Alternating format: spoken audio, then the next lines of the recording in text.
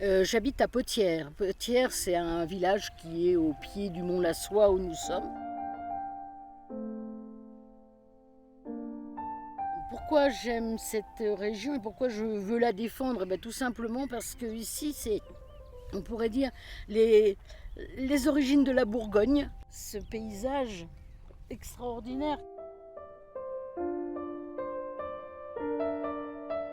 On est dans un territoire où il existe des choses assez rares. On les retrouve que dans le sud de la France en général.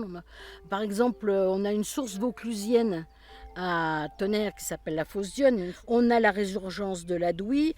À la Margelle, on a aussi une sortie d'eau, la Coquille, qui est un endroit exceptionnel. Il n'y a pas 36 endroits en France où on a des endroits comme ça.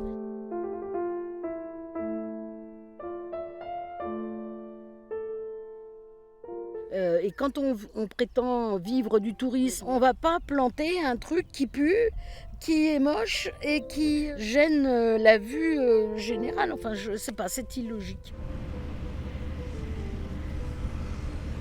On construit des bâtiments, on bétonise du sol, on va capter de l'eau, il y a le risque d'explosion au cas où que. La méthanisation, c'est une chose, elle a certainement ses défauts, mais la méthanisation, elle est énorme, elle a des méga défauts, on va dire. La région, comme tout le monde le dit et le déclare, c'est un relief karstique. Donc karstique, ça veut dire qu'il y a des failles, des trous, qu'il y a des grottes, il y a un certain nombre de choses et il y a de l'eau qui circule. Est-ce que quand les gens ont fait ce projet, ils ont vraiment fait le rapprochement entre le terrain où soi-disant il n'y avait rien et puis le dessous de ce terrain qui est quand même un trésor aussi dans la mesure où c'est lui qui conserve l'eau.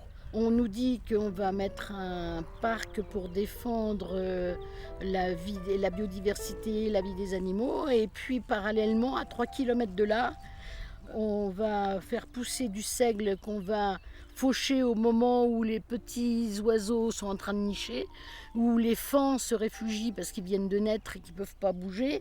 Et c'est vrai que j'ai eu l'occasion de discuter avec des agriculteurs qui disent c'est épouvantable, mais on le sent bien, mais on sait qu'on ramasse avec la machine des bébés animaux, des lièvres, enfin toute une sorte de petits animaux de la forêt et des champs qu'on ne peut plus défendre.